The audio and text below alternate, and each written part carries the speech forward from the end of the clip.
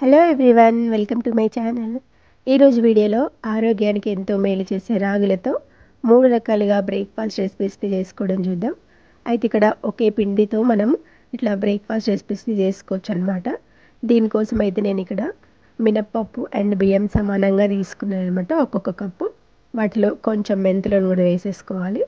తర్వాత వీటికి 2 కప్పుల వరకు రాగులను తీసుకోవాలన్నమాట. సో వీటిని వేరే వేరేగా నానబెట్టేసుకోవాలి. వీటిని శుభ్రంగా 2-3 సార్లు కడిగేసి నానబెట్టేసుకోవాలి. ఇక్కడ వీటిని ఒక 8 గంటల వరకైనా నానబెట్టుకోవాలన్నమాట. సో పొద్దున్నే మనం ఇట్లా కడిగేసి నానబెట్టుకుంటే మనకు సరిపోతుంది. సో అట్లా నానబెట్టుకోవాలి. రాగి ఎప్పుడైనా కొంచెం టైం తీసుకుంటుంది. సో ఇవి ఇప్పుడు నానిపోయినాయి. నానిపోయిన తర్వాత కూడా మళ్ళీ మనం ఒకసారి మంచిగా కడిగేసి వాటిని గ్రైండ్ చేసుకోవాలి. ఒక కప్పు అటుకులను కూడా యాడ్ చేసుకోవాలన్నమాట దాంట్లోకి.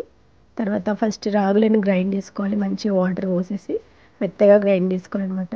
బియ్యంతో పాటు అంటే ఇవి కొంచెం రాగులకి టైం ఎక్కువ పడుతుంది. సో అట్లా 2 కలిపి గ్రైండ్ చేసుకొని ఆ రెండింటిని ఒకే గిన్నెలో వేసేసుకోవాలి. సో చూస్తున్నారు కదా, అట్లా మొత్తం గ్రైండ్ చేసి పెట్టుకోవాలి. తర్వాత ఈ రెండింటిని కలిపేసుకోవాలన్నమాట. ఒక గంటతో కాకుండా చేయితో మంచిగా కలిపితే పిండి అనేది బాగా పొంగుతూ వస్తుంది అనమాట. సో చేయితోనే అట్లా కలుపుకోవాలి. తర్వాత దీంట్లో నుంచి కొంచెం బ్యాటర్ని మనం ఒక గిన్నెలోకి తీసుకోవాలి. ఎందుకంటే ఇక్కడ ఇదే పిండితో ఇడ్లీలు కూడా చేసుకోవాలి కాబట్టి కొంచెం తీసుకొని దాంట్లోకి ఒక 2 చిన్న కప్పుల వరకు ఇడ్లీ రవ్వని కూడా అట్లా తీసేసుకొని దాన్ని కూడా కడిగేసి ఇప్పుడు తీసి పెట్టుకున్న పిండిలోకి వేసేసుకోవాలి.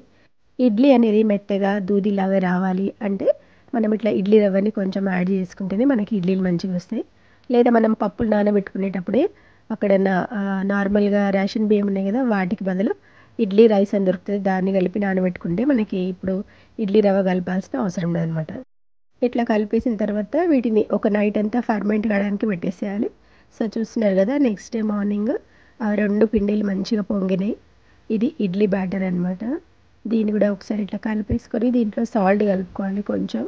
మనకి ఇడ్లీలకి ఈ పిండి అయితే రెడీ అయిపోయింది. సో నెక్స్ట్ దోశ బ్యాటర్లో కూడా కొంచెం సాల్ట్ కలిపి పెట్టేసుకోవాలి. చూస్తున్నారు కదా ఎంత బాగా పొంగిందో. దాంట్లో కొంచెం వాటర్ యాడ్ చేయాలనుకుంటే యాడ్ చేసుకోవచ్చు. పిండిలన్నీ కలుపుకున్న తర్వాత ఫస్ట్ మనం ఇడ్లీ చేసేసుకోవాలి. కొంచెం బ్యాటర్ని అట్లా ఇడ్లీ పాత్రలో వేసేసుకొని దీన్ని స్టీమ్కి ఉడికించుకోవాలి. ఒక 10 మినిట్స్ మనం పెట్టేస్తే ఇడ్లీలు అయితే మనకి రెడీ అయిపోతాయి. ఎంతో హెల్దీ అయిన ఇడ్లీలు ఇంట్లో అందరు తినేసేయచ్చు అనమాట. షుగర్ ఉన్న వాళ్ళు, బరువు తగ్గాలనుకున్న వాళ్ళే కాకుండా ఇట్లా ఇంటిల్లిపాది ఆరోగ్యానికి మనం ఈ బ్రేక్ఫాస్ట్ రెసిపీస్ని చేసేయచ్చు. వారంలో 3 రోజులు ఇవి చేసేసుకుంటే చాలా మంచిది అనమాట.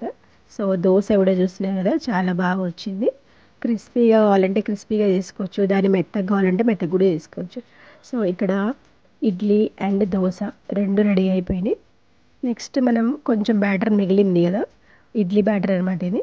దీంట్లో కొన్ని ఆనియన్స్, క్యారెట్ అవన్నీ వేసేసుకోవచ్చు. కొత్తిమీర, పచ్చిమిర్చి, కరివేపాకు అవన్నీ వేసి కలుపుకోవాలి. తర్వాత దీన్ని మనం ఉత్తప్పంలాగా వేసేసుకోవాలి, దిబ్బ రొట్టె అనమాట. సో ఇది కూడా చాలా హెల్దీ. ఇట్లా చేసుకొని ఒక్కటి తిన్నా చాలు, కడుపు నిండిన ఫీలింగ్ ఉంటుంది అనమాట. వెయిట్ లాస్ అవ్వాలనుకున్న వాళ్ళైతే ఇట్లా దిబ్బ రొట్టె చేసేసుకోండి. ఫుల్ హెవీగా ఉంటుంది, ఆకలి కూడా అనిపించదు అనమాట. సో ఇట్లా హెల్దీ బ్రేక్ఫాస్ట్ రెసిపీస్ని మీరు కూడా తప్పకుండా ట్రై చేయండి. ఇంటిల్లిపాది ఆరోగ్యం కోసం మనం ఇట్లా చేసేసుకోవాలన్నమాట. షుగర్ ఉన్న వాళ్ళు, బరువు తగ్గాలనుకున్న వాళ్ళే కాకుండా అందరి ఆరోగ్యానికి ఎంతో మేలు చేసే ఈ రెసిపీస్ మీకు నచ్చినట్లయితే లైక్ చేసి షేర్ చేసేయండి. అండ్ ఫస్ట్ టైం చూసిన వాళ్ళు సబ్స్క్రైబ్ కూడా చేసుకోండి. Thank you for watching. Bye bye.